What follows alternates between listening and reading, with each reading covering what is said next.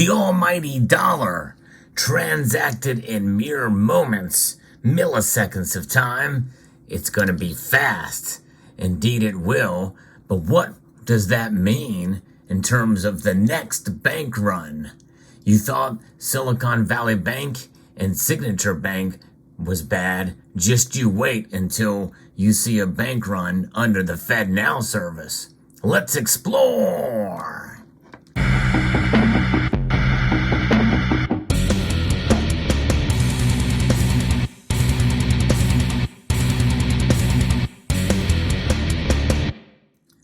FedNow is coming. In fact, as I record this video, financial institutions around the country are already legitimizing the service, and they are signing up to be willing participants in this new system of instant transactions.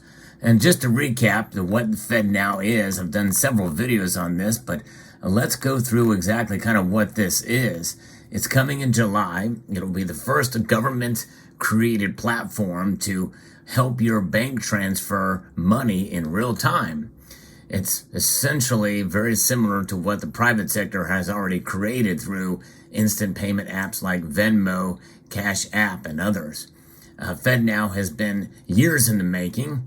Its potential impact on the global banking industry, with thousands of financial institutions able to access the systems, has generated not only praise, but also concerns and some confusion. And actually, the first video I did on this topic, I described very intimately about what it is and how it works.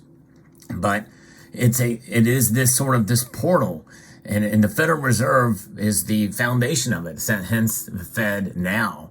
The Fed already has a payments portal, but it doesn't operate in real time. And so essentially you'll be able to receive money in your bank account, whether from a check, direct deposit, or payments application. You may have to wait a few business days now, or bide your time over the holidays and weekends. But when FedNow launches in July, you'll be able to make payments on your mortgage, ideally within seconds. You'll be able to send funds on the due date rather than having to plan for several days out for an online payment to clear, or up to a week for a check to be processed. All sounds like a pretty good idea, right?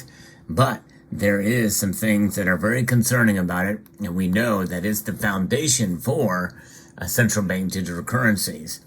And just so you understand, it's not going to replace cash, and it's not going to create a central bank digital currency. Think of it as a platform that will transfer your dollar online, the same way popular money apps transfer funds. And apparently it will allow financial institutions to make those transfers happen between bank accounts literally in the blink of an eye. The FedNow service is neither a form of currency or a step towards eliminating any form of payment, including cash. And that's exactly what they want. They don't want it to be threatening. They want it to sound all very, very good and beneficial for everybody involved. And, it's not a digital currency itself. It provides the foundation for it. Sort of the rail system, if you will, if you think about it like a train track. Well, the train tracks, they just sit there, but they provide a way for the train to go across that track. That train very well could be something that's inevitably coming, like a central bank digital currency. You've heard that term, the train is coming. You better get out of the way or come along for the ride. That's essentially where the Federal Reserve is heading towards, and this provides the foundation for it. And so many people think it's kind of one and the same thing. There are nations that have a central bank digital currency already. China is one. Nigeria, believe it or not, has one, and India and the Bahamas. And we are one of the over 100 other nations that are exploring the idea. Biden's executive order, which I covered on this channel, talks about it. And that central bank digital currency, by the way, does not necessarily mean cash will disappear either. But it's a further tightening grip on us when digital currencies come. But the thing is I'm telling you all this so that you understand that it's not going to replace some of these other apps like Venmo, PayPal, or Zelle. It's supposedly going to work alongside with them, but it's probably only a matter of time before those apps will be pushed out. And because of the real-time payments network, which is a private service that was launched back in 2017, that will be replacing that. That will become obsolete. And so the RTP network can be able to opt into the FedNow system, and likely they probably will, which will make them kind of obsolete. And the thing is what does this mean if people need their money right away? Well, there are systems in place with the FedNow. If you look at the even not so fine print, it's actually pretty legible. If you look at their website that talks about how there are things in there are safeguards in there, or guardrails. And I'm going to be quoting now from a story from the American Banker that has a piece on this that's behind a paywall, but there's enough of this that I think we get the point of what they're talking about here. The collapse of Silicon Valley Bank was the first real demonstration of a bank run in the digital age. Yeah, and that really is true. Twitter and WhatsApp fueled panic, pushed countless CEOs into a frenzy to withdraw funds from SVB as fast as they could. While news updates on SVB were instantaneous, withdrawal of funds, which still relies largely on wire transfers, was not. Many CEOs went to bed not knowing whether their wires went through, or if they'd be able to make payroll within the next week. All told, depositors attempted to withdraw nearly all of the bank's deposits over 2 days and were able to extract $142 billion worth.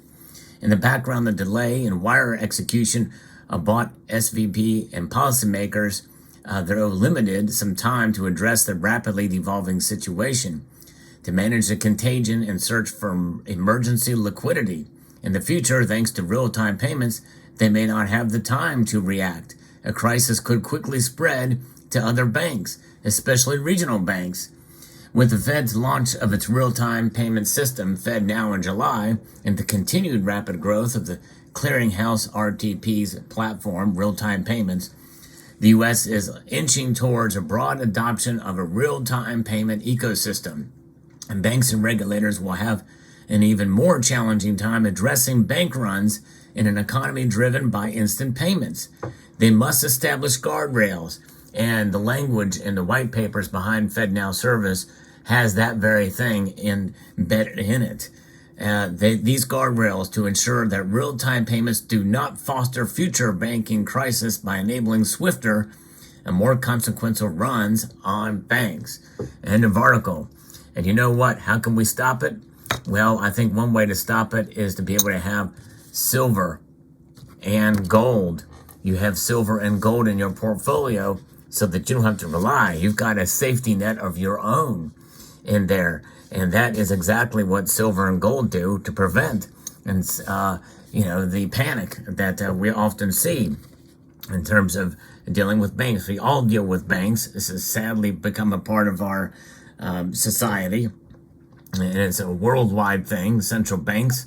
And many people feel that the central banking system in general is corrupt. And the Federal Reserve in particular is even more corrupt. And I believe it's also, in some ways, many people feel it's one big fraud and a Ponzi scheme, that the Federal Reserve has been crafted in that regard when it was first created or conceived of in 1910 in Jekyll Island, Georgia. But regardless, gold and silver, there's no way to manipulate that. There's no way to change the attributes of what makes gold and silver what they are. They exist for what they are, and they are not as liquid as a digital payment system, obviously, especially in physical form like this. You take a silver coin, like a silver eagle, with you, and, you can't just go to the grocery store and make a purchase with the silver eagle. You would be fooled to do it anyway because it is legal tender for only $1. When this coin right now is selling for well over $40, and likely you could probably get close to that if you were to sell this silver eagle. It is a acquired quite a numismatic value. Well, I won't say numismatic value. It's just acquired a value that's beyond the spot price because of the heavy demand for these coins. But nonetheless, it is a process. You got to get the cash, and then you got to spend the cash before it starts to inflate even more at a rate now of 5% year over year, on top of an already 8.3%. But nonetheless, this is one good way to protect yourself from a future bank failure. But if it goes unchecked, you have a bank run. People want to get it out immediately. Boom, it's gone. The bank has just dissolved. It has no resources. All of the cash or all of the money is gone, digital money, instantaneously. Of course, where does it go? It goes to some other financial institution, some other bank. It's likely probably what they would do if they're going to make that thing happen in an instant. Short of going to your bank and withdrawing cash, which again, they don't have all the cash there. They may have 10% of it tops, if that. It's on average, and that's kind of what we're dealing with here. But, a bank run under FedNow could get really bad. And even if they put the guardrails in place that prevent you from getting your money out, that's going to cause an even wider panic. People are going to get very, very concerned. This is why gold and silver play a crucial role. No matter what the government does, no matter what the banking institutions do, no matter what central banks do, gold and silver will always be a safe store of value, and not a safe store of price. There is a difference between price and value. For those of you familiar with my channel, you know what I'm talking about there. The value exceeds price. The day-to-day movement, the month-to-month movement, even the year-over-year movement of gold and silver prices do not truly reflect their value. And I tell you what, in an age where we're seeing more and more uncertainty, people are waking up to what gold and silver are. And things could get bad. Things could get really, really bad with FedNow and with digital currencies coming and with geopolitical strife that we're seeing now and domestic and political and economic uncertainty.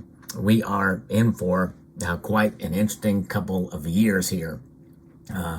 And with FedNow coming online in July, this is another thing to check off your list of things about centralized power and control, because that's what it's about, folks. Centralized power and control. So there you have it. Let me know what your thoughts are in the comment section below. Hope you found this video insightful, educational, and informative. I would like to extend a multitude of gratitude to you all for taking the time to watch. And yes, I'm going to go ahead and encourage you to please rate this video. Press that thumbs up button down below, share it, comment, and subscribe.